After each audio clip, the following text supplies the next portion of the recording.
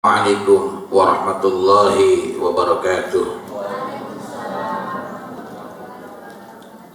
Innal hamdalillah nahmaduhu wa nasta'inuhu wa nastaghfiruh wa na'udzu billahi min shururi anfusina wa min sayyiati a'malina.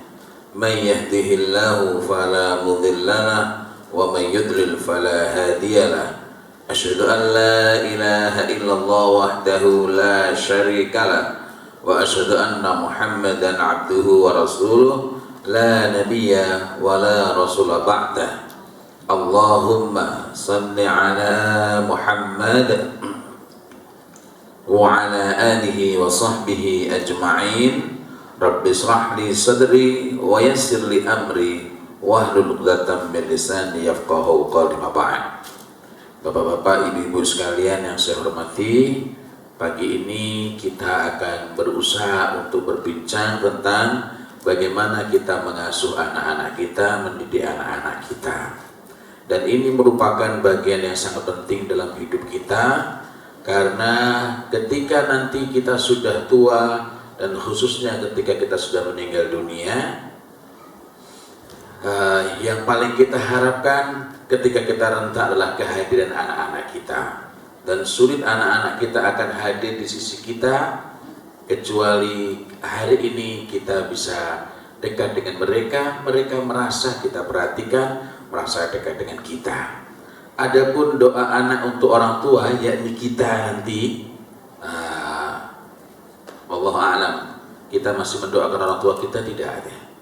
Nah, doa anak-anak kita nanti untuk kita sudah kita tiada, nilainya sangat ditentukan oleh apa yang kita kerjakan kepada mereka. Mari kita ingat sejenak bahwa sesudah kita tiada tidak ada lagi yang bermanfaat. Semua amal terputus. Yang berpahala tetaplah pahalanya, dan yang mendatangkan dosa tetaplah dosanya. Kecuali 3 perkara. Idza mata bani Adam inqata'a amaluhu illa min thalathin. Sedekatin jariyatin, sedekah jariyah. Karena itu kita perlu tahu bedanya mana sedekah yang biasa, mana sedekah jariyah. Jariyah itu semua ada pahalanya. Kita ngasih orang itu sedekah. Sedekah jariyah adalah sedekah yang kemanfaatannya akan terus berkesinambungan, berkelanjutan. Apakah itu bentuknya memberikan bantuan untuk pembangunan masjid atau tempat-tempat amal soleh lainnya yang bermanfaat terus-menerus, ataukah misalnya memberikan bantuan biaya belajar, beasiswa dan lain-lain. Karena selama ilmunya yang didapat dari dia belajar itu terus digunakan, maka pahalanya mengalir bagi yang memberikannya. Itu sedekah jariyah. Nah, yang kedua adalah awal ilmin yuntafa'u bih, ilmu yang bermanfaat. Artinya bukan sekedar punya ilmu itu betul-betul bermanfaat, menjadikan kita lebih dekat kepada Allah Subhanahu wa taala, menjadikan orang lain lebih dekat kepada Allah Subhanahu wa taala, dan menjauh dari apa-apa yang dibenci oleh Allah Subhanahu wa taala. Dan yang ketiga adalah awaladin shalihin yad'ulah, dan anak soleh yang mendoakan. Ada keyword di sini, ada kata kunci di sini, ada hal yang penting perlu kita ketahui, bahwa tidak berguna doa itu, nggak ada gunanya anak berdoa kecuali jika doa itu dilakukan oleh anak-anak yang soleh. Karena di sini yang disabdakan oleh Rasulullah SAW adalah waladin solihin, anak-anak soleh. Anak-anak soleh dulu, baru yada'ulah, yang mendoakan. Kenapa?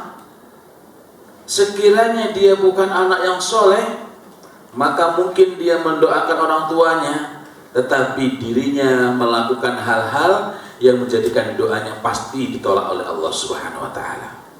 Apa ada? Sangat banyak. Bukankah Allah Subhanahu wa taala telah berfirman, ud'uuni astajib lakum, berdoalah kepadaku, niscaya akan aku kabulkan bagimu. Betul, akan tapi itu adalah ketetapan umum. Nah, semua orang boleh masuk Singapura, ketetapan umum, kecuali yang di-ban, kecuali yang terkena larangan. Nah, mesti ada perkecualian itu. Mesti ada persoalan itu. Nah, inilah yang perlu kita ketahui, dan banyak sekali petunjuk dari Rasulullah Sallallahu Alaihi Wasallam mengenai apa saja yang menyebabkan doa itu pasti ditolak. Di antaranya adalah doa yang diucapkan dengan hati yang lalai. Dia berdoa kepada Allah Subhanahu Wa Taala, tetapi bahkan dia tidak mengerti apa yang dimintakannya. Kadang-kadang saya mendengar orang berdoa itu ngebut sekali dia. Entah apa yang diucapkannya ya. Nah, barulah kalau pas apa yang diminta itu, pada seluruh yang diucapkan di awal seharusnya merupakan permintaan-permintaan. Ada yang betul-betul menangis memohon agar Allah Subhanahu Wa Taala memberikan apa yang dia inginkan, tetapi yang dipikirkan hanyalah tentang apa yang diinginkan, bukan mengingat bahwa Allah yang Maha Kuasa lagi Maha Memberi itu. Ini doa dari hati yang lalai. Kemudian yang kedua, doa yang dimohonkan oleh seseorang sementara dia menghidupi dirinya dengan harta yang haram. Yang ketiga adalah orang yang mempersekutukan Allah Subhanahu Wa Taala. Saya nggak membahas panjang karena fokus kita adalah masalah anak-anak kita. Artinya bahwa yang kita harapkan bagi dari anak-anak adalah mereka soleh dulu baru mendoakan. Kalau mereka nggak soleh, jangan mereka bahkan nggak mau mendoakan kita. Jangankan berdoa, mengaminkan pun tidak. Ada orang yang ketika orang tuanya meninggal, yang berdoa orang lain, yang mengaminkan orang lain, dia cuma seksi konsumsi. Nggak ada manfaatnya begitu itu, nggak ada manfaatnya. Nah, orang mengaminkan saja tidak. Ketika yang mimpin doa itu berdoa, nah dia lagi asik menyiapkan konsumsinya. Padahal di situ jelas sekali disebutkan, in qata'a amaluhu, terputuslah amal-amalnya, illa min thalathin, kecuali 3. Nah, salahnya waladin sholihin yad'ulah, anak soleh yang mendoakan.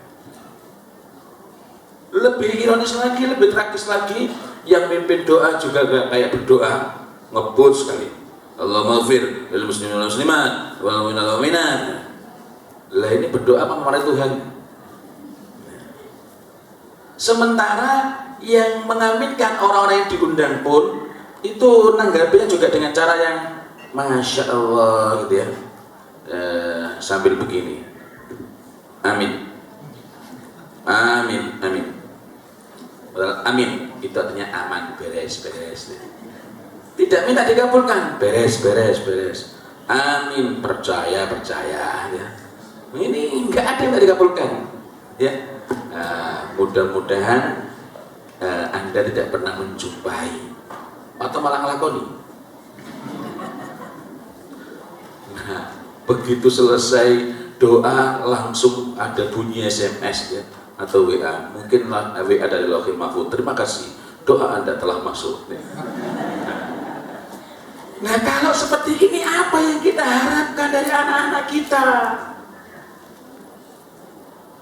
Nah, selanjutnya sebelum kita bincang lebih jauh, mari kita ingat bahwa di antara doa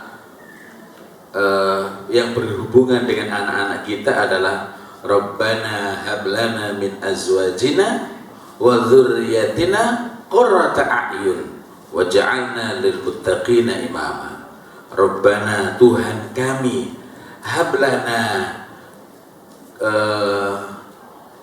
berikanlah, karuniakanlah, turunkanlah kepada kami, jadikanlah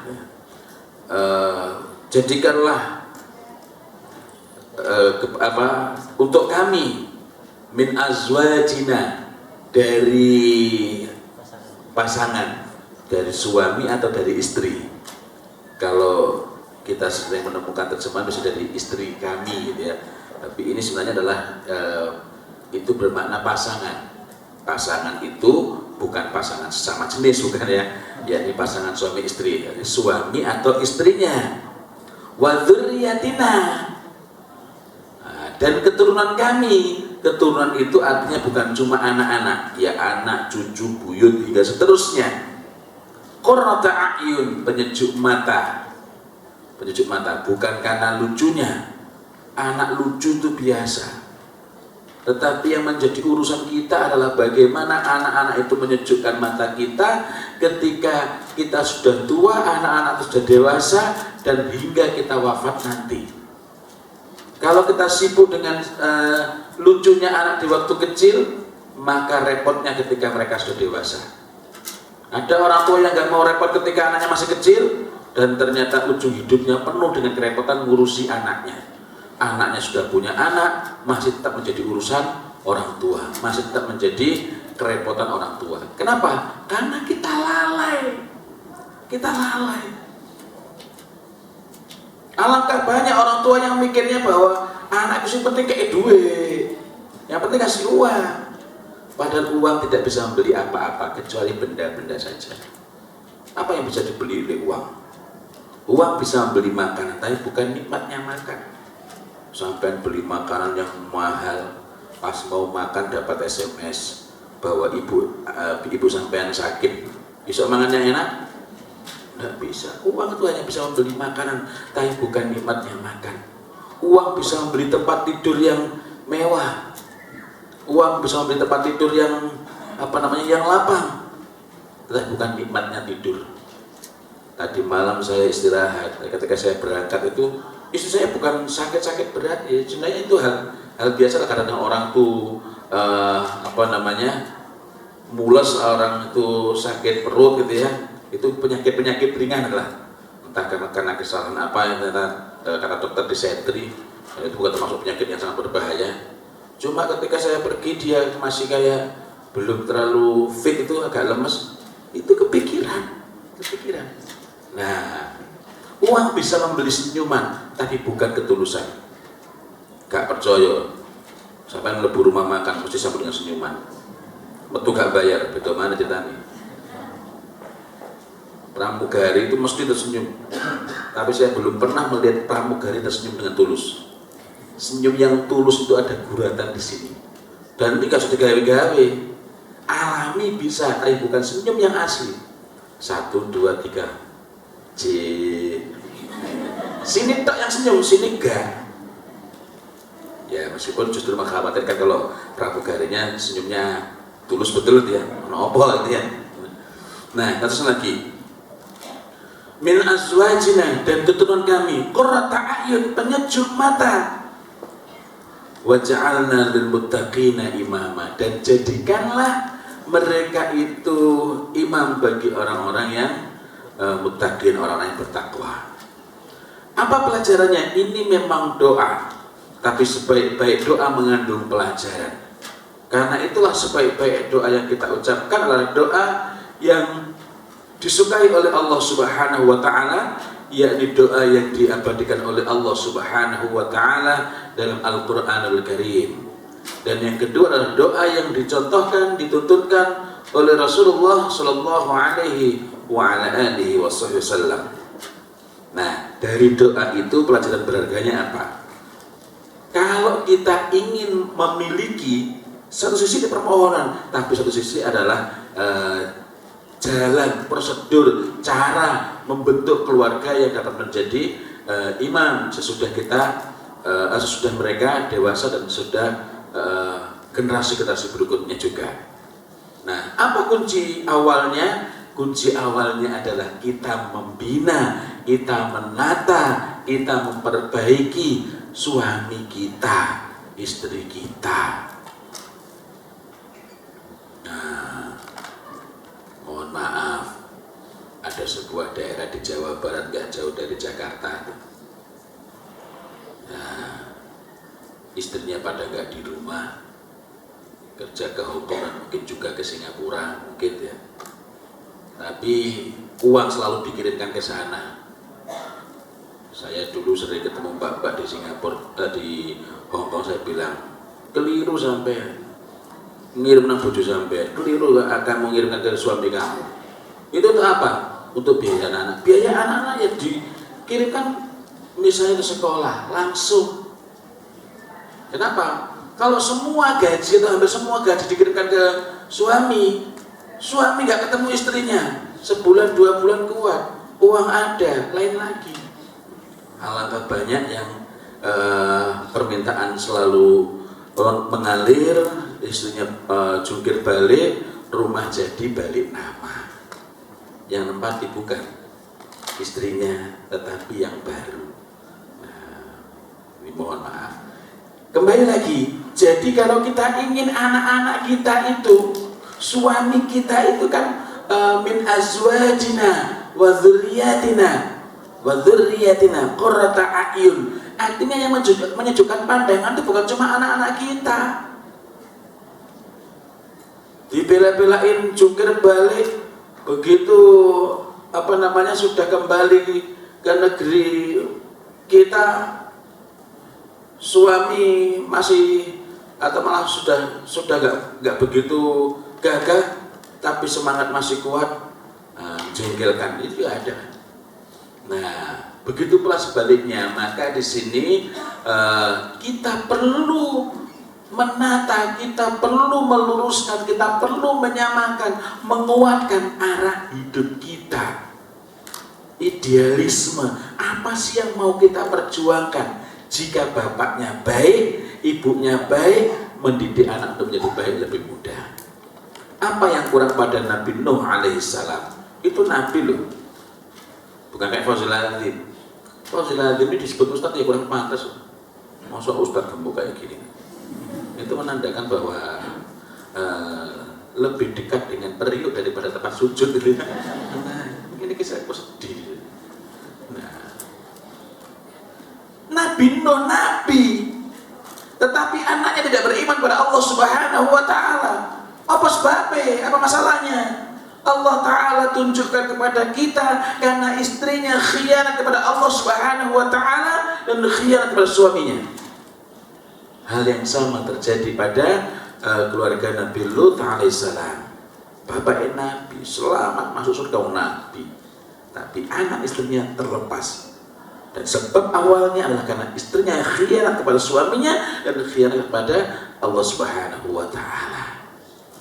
Artinya, kalau kita ingin dandani, kita ingin memperbaiki, kita mengharapkan anak-anak kita menjadi baik, bapaknya perlu diperbaiki, ibunya perlu diperbaiki.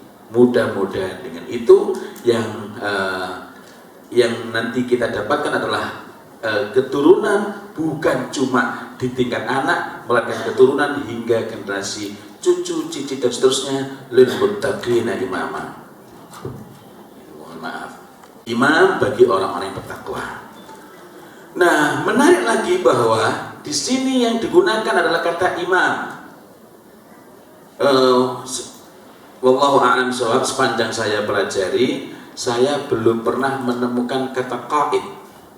Qaid yang bermakna penguasa, leader dalam makna ya semacam yang memegang kendali kekuasaan penuh.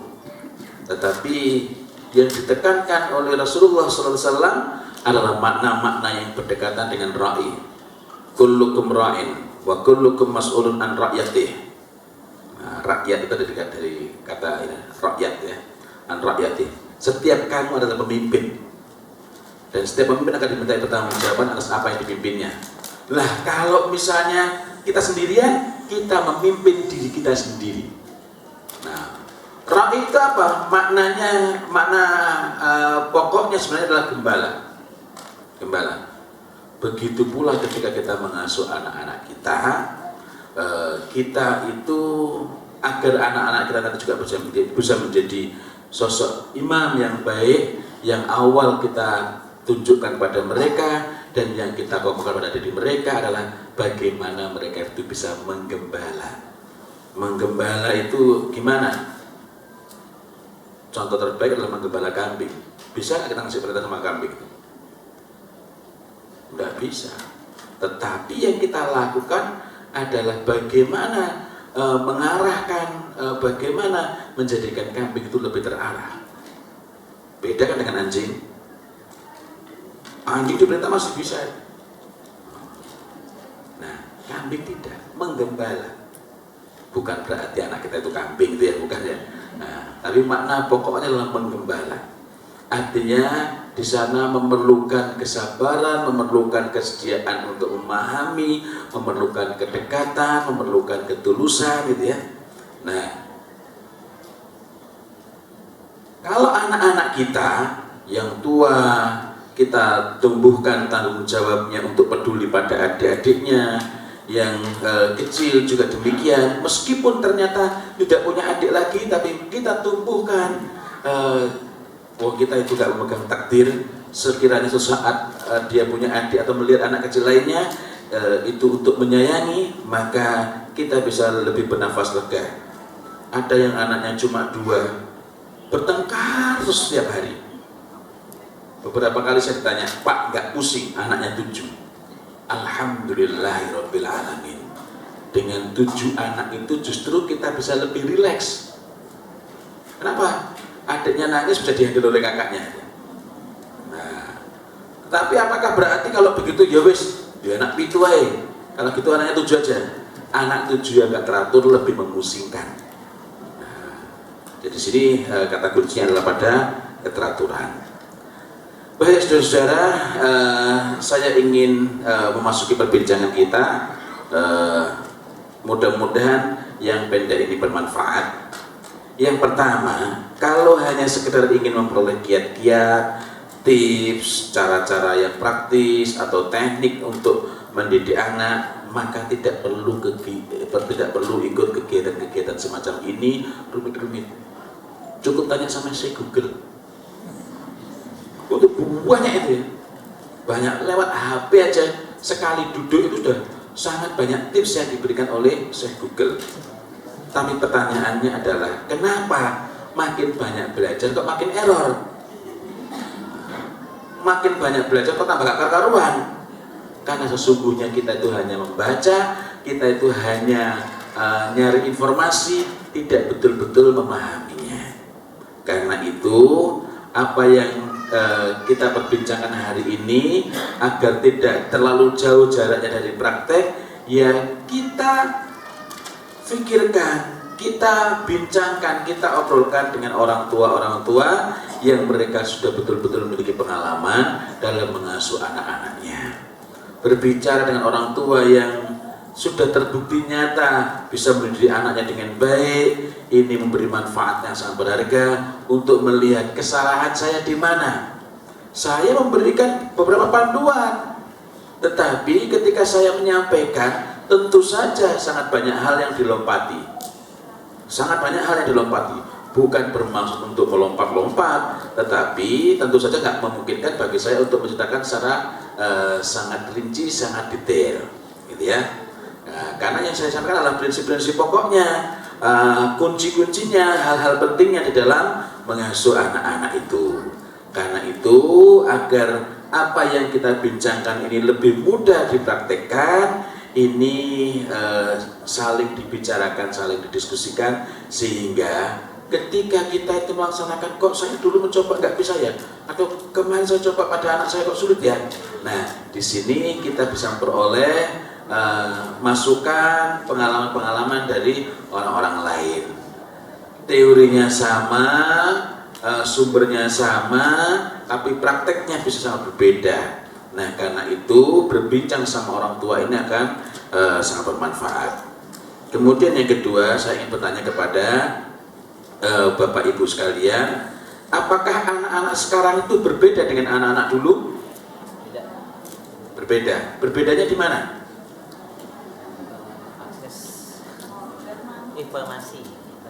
Akses informasi. Apa akibatnya? Lebih banyak tahu, lebih pintar. Lebih banyak tahu, lebih pintar, ya. Saya ingin bertanya kepada Anda berkenaan dengan lebih banyak tahu, lebih pintar. Hari ini berapa banyak dari kaum muslimin ini yang telah melakukan invention, penemuan-penemuan, mencapai ke tingkat keilmuan yang cemerlang di usia dini? Maksudnya di usia dini, di usia 12 tahun, 16 tahun. Ini jika kita mau membandingkan dengan kisah biografi riwayat hidup dari tokoh-tokoh besar semacam Imam Syafi'i rahimahullah ta'ala, Imam Ahmad bin Hanbal rahimahullah ta'ala, atau nanti yang mengarah kepada sains meskipun penggerak awalnya adalah agama. Jadi banyak sekali penemuan-penemuan dalam bidang teknologi dalam agama ini yang kemudian menjadi landasan sebagai teknologi modern, misalnya cikal bakal GPS ya. Cikal bakal GPS, saya kok lupa nama saintisnya. Itu awalnya memikirkan bagaimana menentukan lokasi kiblat. Waktu itu belum ada teknologi seluler. Bagaimana menentukan arah kiblat di tempat yang jauh dari Masjidil Haram, di tempat yang sangat jauh dari Ka'bah, di negeri yang berbeda, dan bagaimana menentukan waktunya bahwa ini sudah masuk waktu sholat. Nah, saya nggak fokus ke sana, tapi dari agama menggerakkan kepada apa namanya riset, kepada pemikiran dan cara-cara yang berbeda dari nol kan. Sekarang kan sudah ada cikal bakalnya, gitu ya. Nah, masa itu betul dari nol dan menghasilkan temuan-temuan besar. Artinya capaian pengetahuan pada saat itu masya Allah. Belum lagi kalau kita menghitung produktivitas. Saya ini termasuk orang yang sangat jauh dari produktif jika diukur dengan para ulama. Wabil khusus di masa dulu, Imam At-Tabari selama 40 tahun terakhir hidupnya, belum lagi termasuk masa-masa sebelumnya, menghasilkan 550.000 halaman kitab. Dan satu halaman bukan satu baris ya, artinya 550.000 halaman kitab. Pulpennya bukan kayak pulpen saya yang bisa nulis sampai tanpa putus hingga tintanya habis, tetapi pulpennya dicelup pakai tulis, celup pakai tulis, celup pakai tulis. Dan untuk menulis ayat-ayat Al-Quran atau hadis betul-betul memang dirangkai satu huruf demi satu huruf dengan tangannya. Sekarang kan mudah, hadisnya tinggal cek aja, sudah ada softwarenya kan, Sahih Bukhari gitu. Copy paste. Quran juga begitu. Allah Subhanahu wa ta'ala berfirman dalam surat An-Nisa ayat 9, itu bukan terus ketik satu persatu, tinggal masuk ke software Al-Quran. Nah, itu aja masih banyak yang salah. Maaf, itu kalau nggak salah Quran apa hadis ya, itu aja masih banyak yang salah gitu ya. Nah, artinya beliau itu menulis betul-betul ingatannya dalam kepala. Hari ini kan kita banyak yang hafalannya di luar kepala. Maksudnya hafalan di luar kepala adalah kalau internetnya mati bingung dia. Kenapa? Karena yang mengingat adalah Syekh Google gitu ya. Jadi bedanya di mana? Matur nuwun, terima kasih.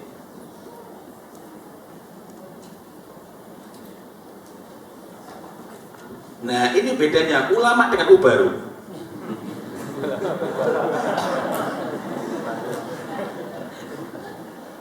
Masya Allah. Jadi bedanya di mana? Atau bener nggak anak-anak zaman sekarang berbeda anak dulu? Sama. Kenapa sama? Dari lahir Nah, kosong, apa yang kita isi di dalam. kalau kata Rasulullah, kullu mauludin yuladu 'alal fitrah fa abawahu yuhawwidanihi aw yunassiranihi aw yumajjisanihi. Kalau begitu anak kita sama, mau lahir di Singapura mau di Singaparna sama. Anak-anak kita sama semua. Fa'abawahu, maka tergantung pada kedua orang tuanya. Di lingkungan yang sangat buruk maupun di lingkungan yang sangat kondusif. Karena ada kalanya orang tua mengatakan, wah Pak, lingkungan sekarang berbeda. Sama. Nah, tapi ada pertanyaan, loh Pak, tapi sekarang memang beda loh Pak. Anak sekarang itu sulit diomongin. Nah, pertanyaan saya, sudah berapa anak yang Anda jumpai? Soalnya saya menemukan anak-anak yang tetap kritis bisa orang tua sangat hormat. Loh, apa yang membedakan? Hidup di zaman yang sama, di tempat yang sama, sekolahnya pun sama, tapi anaknya kok sangat berbeda. Kata Rasulullah Shallallahu Alaihi Wasallam tadi, fa'abawahu, maka tergantung kedua orang tuanya. Yuhawidanihi, menjadikannya dia sebagai Yahudi, au yunassiranihi, menjadikan dia sebagai Nasrani, au yumajjisanihi, atau menjadikan dia sebagai Majusi. Nah, Islam ada sebut. Artinya apa? Kalau kita mendidik anak itu betul-betul al-fitrah, sesuai dengan fitrahnya, maka mereka akan menjadi seorang muslim yang baik. Nah, pertanyaannya, apakah yang kita lakukan ini sudah mendekati yang diinginkan oleh agama kita ini, oleh Islam ini? Nah, pertanyaan kedua, tantangan mendidik anak di zaman kita ini berbeda nggak dengan zaman dulu? Berbeda. Bedanya di mana?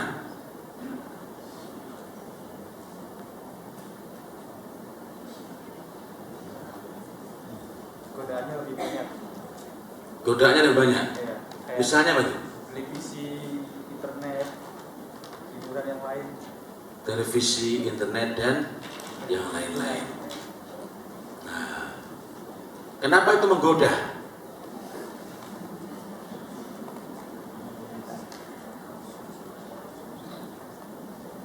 Nah, iya. Kenapa itu menggoda? Pisau itu berbahaya nggak? Baik, atau bermanfaat nggak? Sangat bermanfaat. Tapi kenapa pada anak-anak usia belasan tahun di masa salafus soleh itu menghasilkan kecakapan, kemudian tanggung jawab, kemudian sikap kesatria dan pengendalian diri. Tapi hari ini saya nggak berani ngasih pedang kepada anak saya SMA. Ya saya nggak punya pedang ya. Misalnya punya dari samurai, saya belum berani ngasihkan pada anak saya yang SMA. Masa? Apa yang membedakan?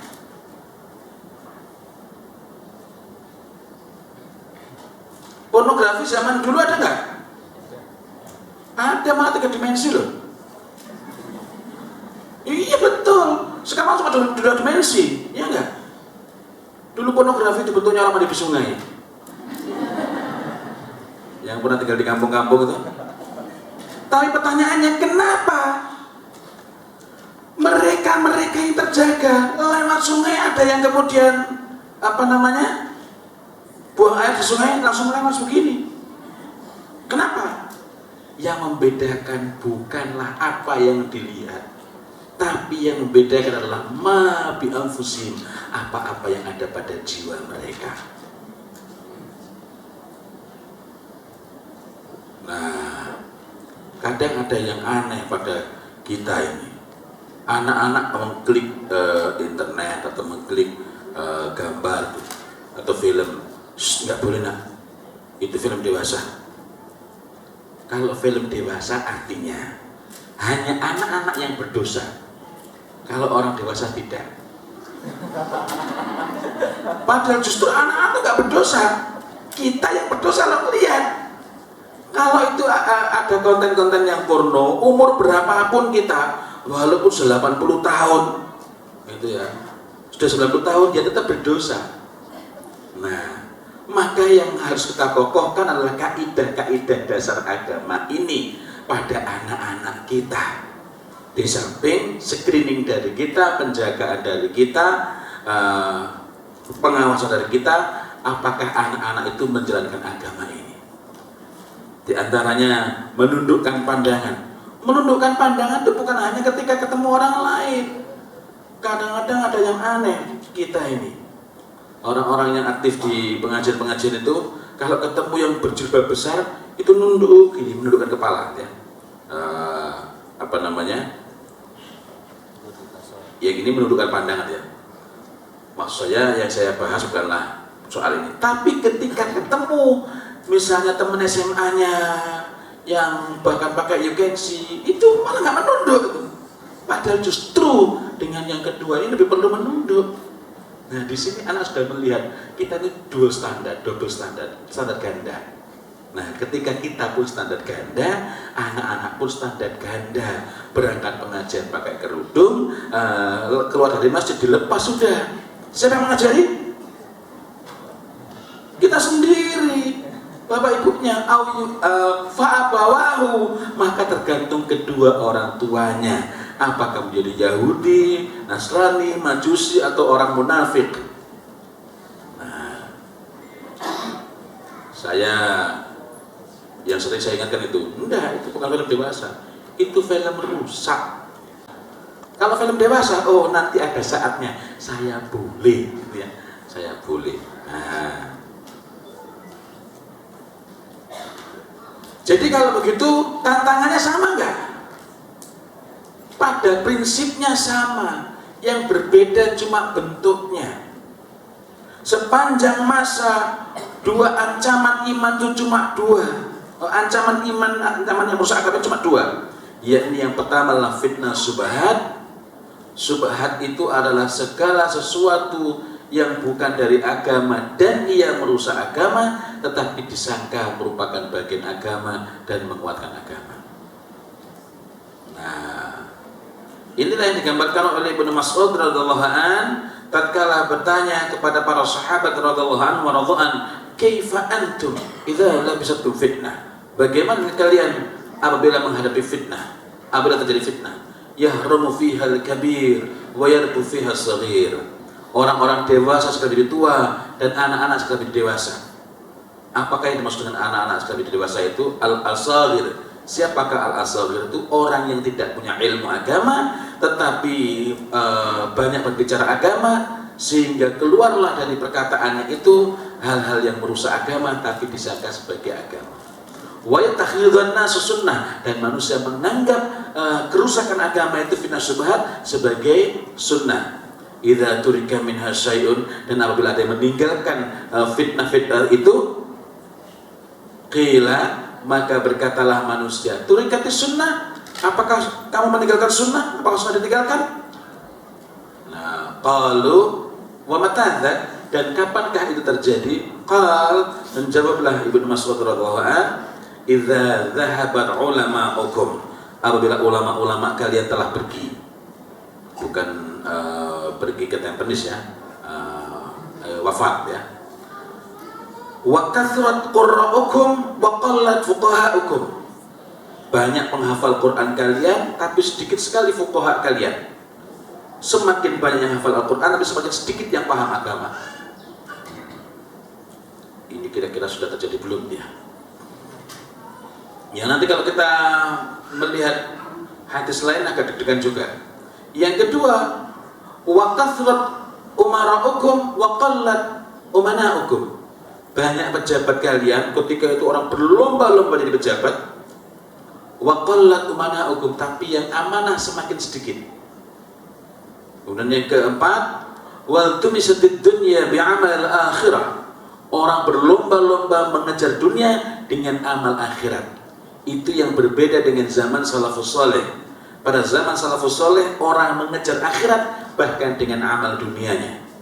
Pada masa salafus saleh jangankan ibadahnya, kerjanya saja untuk merebut akhirat, untuk mendapatkan akhirat. Tapi ada satu masa, dan mudah-mudahan itu bukan zaman kita, di mana ketika itu, ya di zaman fitnah itu, jangankan kerja dunianya, sholat duha saja untuk kaya, tahajud saja untuk karir. Mudah-mudahan belum terjadi. Cuma kalau gandengannya begitu, kita lihat gandengan sebelumnya sudah ada belum? Nah, ini akan lengkap sudah, bertambah komplit kalau muncul gejala yang terakhir, yang kelima. Apa itu? Wa tufuqqiha li ghairiddin. Nah, ini saya lalu mikir-pikir diri saya. Ini mudah-mudahan nggak terjatuh kepada yang kelima ini. yakni munculnya orang-orang yang bersungguh-sungguh mendalami agama. Mereka belajar serius tentang agama, tapi bukan untuk agama. Untuk apa? Jalan cepat dapat dunia. Kenapa? Mudah-mudahan belum terjadi. Tapi yang saya ingatkan adalah berkenaan dengan ini, mari kita ingat salah satu ayat dalam Quran surat Yasin. Wajah min aqsal madinati rajul yas'a qala ittabi'ul mursalin. Qala ittabi'u man la yas'alukum ajran. Ikutilah orang-orang yang tidak meminta kepada kamu bayaran. Malah yas'alukum ajran. Ya dengan-dengannya man la yas'alukum ajran wa hum muhtadun, dan mereka mendapatkan petunjuk. Maka ada 4 kemungkinan yang nanti boleh terjadi. Yang pertama adalah ada orang yang mereka ini tidak meminta bayaran. Adapun sekiranya ada yang melakukan munasharah dakwah, membantunya, memberikan sesuatu kepadanya sebagai bentuk munasharah dakwah, menolong dakwah, karena ini adalah fardu kifayah, maka ia terima sebagai penuh dengan sebagai kerelaan, dan ia mendapatkan petunjuk. Kemungkinan pertama. Yang kedua, ada orang yang tidak minta bayaran, sungguh-sungguh serius, dan dia tidak tahu ilmu agama. Yang ketiga, ada orang yang minta, kalau nggak sekian nggak mau, kalau nggak terpenuhi, mohon maaf. Dan dia paham agama. Dan yang keempat ini yang paling cilaka, dia minta bayaran yang sangat tinggi dan dia tidak tahu agama. Apa ada? Wallahu a'lam bishawab. Mudah-mudahan belum ada, ya. Belum ada. Nah, kembali lagi, ini hanyalah sebagai ilustrasi tentang dua perusak iman. Karena bahasa kita adalah segenggam iman anak kita. Dua perusak iman. Perusak iman bagi kita dan perusak iman bagi anak-anak kita. Dua perusak iman itu adalah fitnah syubhat, dan yang kedua adalah fitnah syahwat. Rusaknya iman karena seseorang gelap mata, tergila-gila oleh dunia atau kemasyhuran, karena dunia ini bukan hanya soal uang sebenarnya, kemasyhuran, kebanggaan, dan lain-lain, segala sesuatu yang berhubungan dengan syahwat. Nah, uang itu hijau meskipun warnanya merah. Nah, ini kita perlu berhati-hati. Ya. Bukan berarti kita nggak boleh pegang uang, bukan. Inilah dua perusak, baik bagi kita maupun bagi anak-anak kita. Karenanya membangun niat yang kuat, membangun arah yang jelas buat anak-anak kita itu sangat penting. Suatu hari anak saya, sekarang sudah di SMA, pulang sekolah dengan penuh semangat, minta diajari berdakwah. Saya bilang, alhamdulillahirabbil alamin, Bapak senang dengarnya. Nah, kalau kamu mau belajar dakwah, nah itu ada tetangga-tetangga kita yang masih belum menjaga awalnya, kamu kasih tahu. Enggak Pak, aku tuh pengennya diajari ceramah. Loh, apa hubungannya ceramah dengan dakwah? Tidak semua yang berdakwah itu mesti ceramah, dan tidak mesti yang ceramah itu dakwah. Ada loh yang ceramah tapi tidak berdakwah. Nah, terus kamu kok pengen kenapa?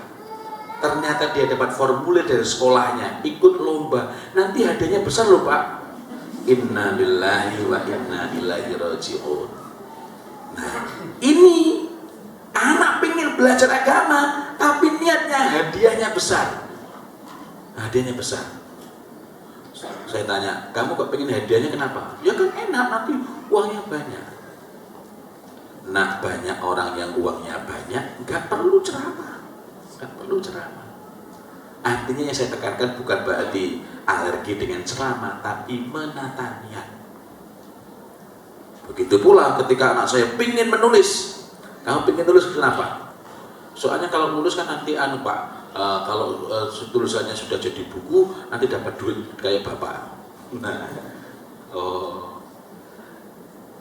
betul bahwa dari situ saya mendapatkan penghasilan, tetapi niat ini, Anda niat untuk mengejar dunia, Anda dapat dunia, akhirat nggak dapat. Anda nulis untuk akhirat, tetapi ketika melaksanakan muamalah, karena itulah kita perlu paham agama ini. Hal-hal yang berkaitan dengan amalah diperhatikan. Misalnya royalti berapa, pembayarannya kapan, itu jelas. Termasuk misalnya, saya pernah kerjasama dengan sebuah penerbit berhak mencetak sekian, cukup banyak jumlahnya, tanpa kewajiban bayar royalti, karena buku ini dimungkinkan kalimat yang bias. Saya bilang, oh enggak ada, harus jelas. Oh Ustaz, ini kan dakwah, ini kerja ini. Nah, ini adalah muamalah. Tapi ini kan dakwah, itu dakwah urusan saya. Karena perjanjian itu sifatnya rigid, sifatnya kaku. Nah nanti kalau misalnya ada panti asuhan minta atau masjid minta, nggak ada urusan dengan itu. Kayaknya sangat banget itu ya. Begitu selesai saya bilang, sekarang mari kita bicarakan masjid mana saja yang perlu kita bantu, perpustakaan mana saja yang perlu kita bantu. Nah kalau ini masuk perjanjian, saya nggak dapat pahalanya.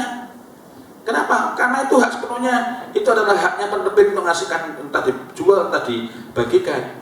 Nah, kalau memang mau, saya bisa sodorkan, saya bisa sodorkan kira-kira sekolah mana saja, madrasah ibtidaiyah mana saja, masjid mana saja yang perlu dibantu selain penerbit bisa mengajukan.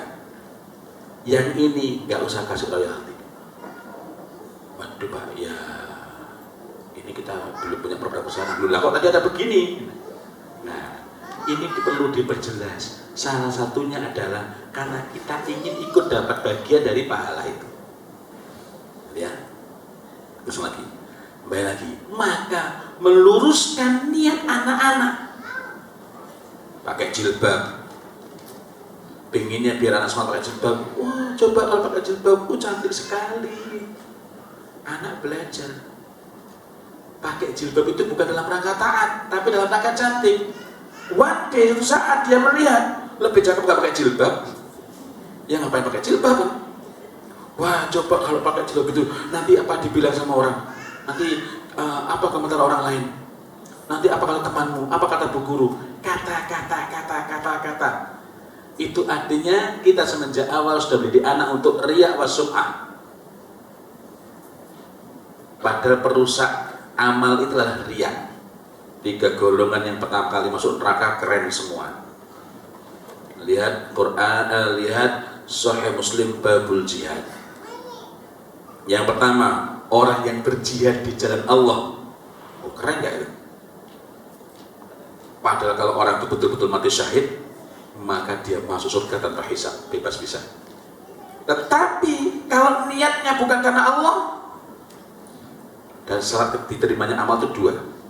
Ikhlas, dan yang kedua caranya benar, maka dia masuk neraka duluan.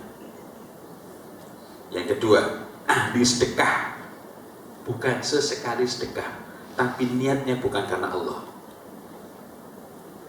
Yang ketiga, siapa?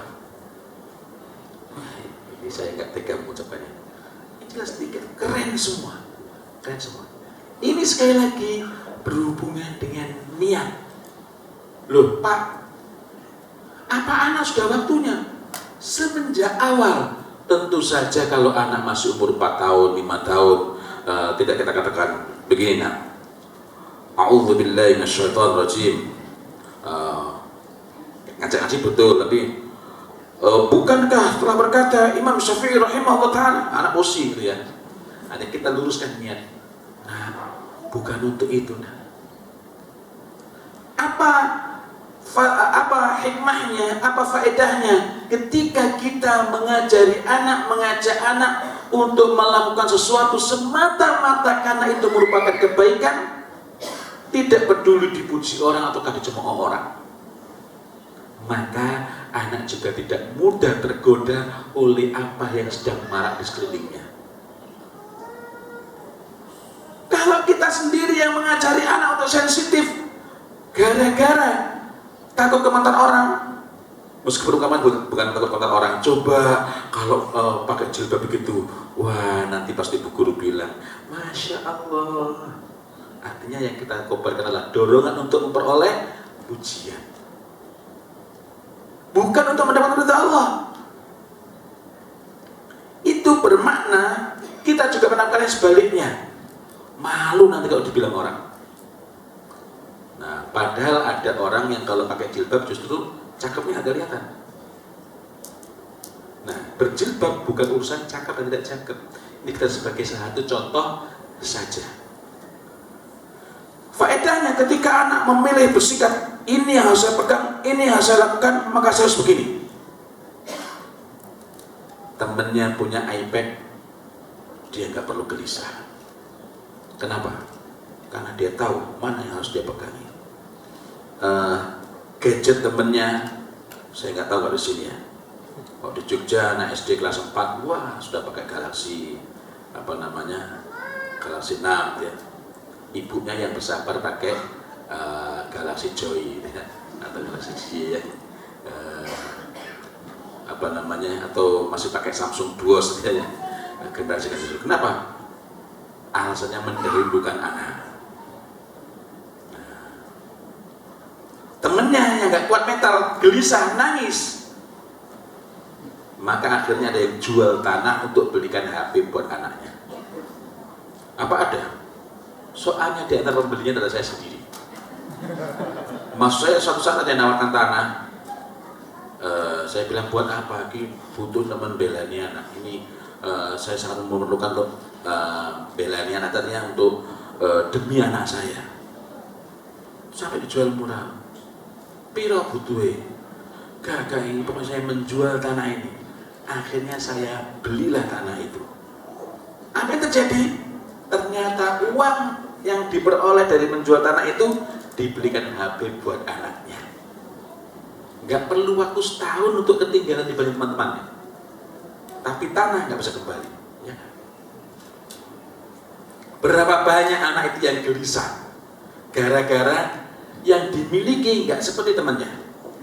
Itu baru dalam soalan. Hikmah yang lain, anak menjadi lebih kokoh jiwanya. Maka ini juga perlu dikuatkan lagi. Mohon maaf, ini bukan untuk gaya, cuma untuk menyederhanakan ungkapan. Saya menyebutnya sebagai truth over harmony. Ya. Rukun itu penting, tapi benar itu lebih penting. Saya tanamkan pada anak-anak saya, jangan memutuskan persahabatan, jangan menghinakan temanmu, jangan merendahkan temanmu. Nah, tetapi jangan takut ditinggalkan oleh temanmu gara-gara kamu benar. Di antara sebab anak muda terjatuh ke dalam narkoba, ke dalam pornografi, merokok, minum minuman keras dan lain-lain adalah karena teman. Apakah temannya salah? Temannya memang salah, tapi ada juga bagian kesalahan kita karena anak tidak kokoh jiwanya. Gitu ya. Saya dengan perbincangan ini. Nah, banyak orang tua mengeluhkan anaknya enggan mendengarkan perkataan orang tua, tetapi lupa menelisik sebabnya. Orang tua sudah ngomong berkali-kali menasihati, tapi nggak kunjung didengarkan. Berkenaan dengan hal itu, minimal ada dua hal yang dapat kita periksa, yakni yang berhubungan dengan kita sebagai orang tua, dan yang kedua, hal-hal yang menyita perhatian anak. Nah, ini yang perlu kita perhatikan. Berhubungan dengan yang berhubungan dengan kita sebagai orang tua, misalnya, seberapa besar kedekatan anak dengan orang tua. Kalau kita berada di rumah bersama anak-anak, seberapa besar kedekatan anak dengan orang tua? Lebih bersemangat mana anak mendengarkan perkataan orang tua ngobrol bareng dengan orang tua, atau mendengarkan perkataan al-ustadz at-televisiya. Ayuhan nas, ini malam MU melawan Liverpool, sami'na wa ata'na. Kira-kira mana yang lebih dekat dengan anak? Gitu ya. Karena itu anak ini yang dapat menjadi wasilahnya, menjadi penghubung dari kedua orang tua itu. Anak ini yang dapat menjadi wasilah untuk membangun kembali rumah tangganya agar utuh, dan bukan sekedar utuh. Karena kalau cuma sekedar utuh itu nggak bermakna, ya. Tapi utuh dan dibarokai oleh Allah Subhanahu wa Ta'ala, gitu ya. Kemudian pertanyaan pertama ini mohon maaf saya bingung menjawabnya, karena pertanyaan ini masih saya rasa kurang jelas. Boleh jadi ini adalah pertanyaan yang lebih memerlukan penggalian masalah, gitu ya. Karena tanggung jawab dan disiplin ini gambarannya masih sangat luas, ya. Jadi maafkan saya. Dalam beberapa kasus ini akan lebih pas jika dalam bentuk konsultasi. Apakah konsultasi tertulis? Konsultasi tertulis bisa via Facebook saya. Bagi anggota Jamiyah Al-Facebookiyah, saya aktif di Muhammad Fauzil Alim. Nah, alamat Facebooknya bisa diklik di Twitter @gupinang. Karena nanti Muhammad Fauzil Alim ada macam-macam tuh. Begitu. Ya, terima kasih Ustaz. Pertanyaan lain, 3 pertanyaan lain. Jadi mungkin lebih relevan dengan konteks kita di Singapura, Ustaz. Jadi dia mengatakan anaknya usia 17 tahun bertanya bagaimana bersikap kalau ada temannya yang seumuran mencari agama lain, tidak jelas latar belakangnya apa. Yang kedua, di Singapura ini banyak yang menjadi ateis. Nah, yang pertama tadi, bagaimana anaknya ini harus bersikap kepada temannya, ya, yang mencari agama lain. Mencari agama lain, ya. Ya. Mencari dia. Ya. Bukan anaknya ini, kawannya. Ya. Artinya temannya mencari agama lain. Ya. Yang kedua, bagaimana menjaga agar anak tidak terpengaruh dengan paham-paham sekuler dan ateisme di Singapura ini. Yang ketiga, bagaimana bersikap terhadap kawan yang menyatakan dirinya lebih suka terhadap sesama jenis.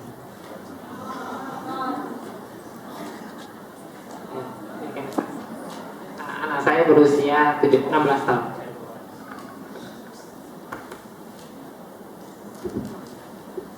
Wah, ini pertanyaan yang menarik semua ini. Yang pertama berkaitan dengan mereka yang sedang gelisah dalam soal kebenaran. Itu artinya dia sedang dalam kondisi tidak yakin dengan imannya, dan bahkan tidak yakin siapa yang menjadi Tuhan. Yang perlu kita bedakan, dia itu kecenderungan yang ateis itu tidak percaya adanya teis, adanya Tuhan. Agnostik itu percaya Tuhan tapi tidak percaya agama. Di Scotland, ya di beberapa titik lah, di beberapa negara itu sangat tinggi jumlah orang-orang agnostik. Jumlah orang agnostik, yakni orang yang percaya Tuhan itu ada tapi tidak percaya kepada agama karena menganggap agama sudah diselewengkan sedemikian banyaknya. Kaidah dasar dalam berbicara kepada mereka ini bukan langsung mengkanter, tapi ud'u ila sabili rabbika. Rabb bukan sabilillah. Walaupun dia masih muslim, ya statusnya, dia kan masih mencari. Ud'u ila sabili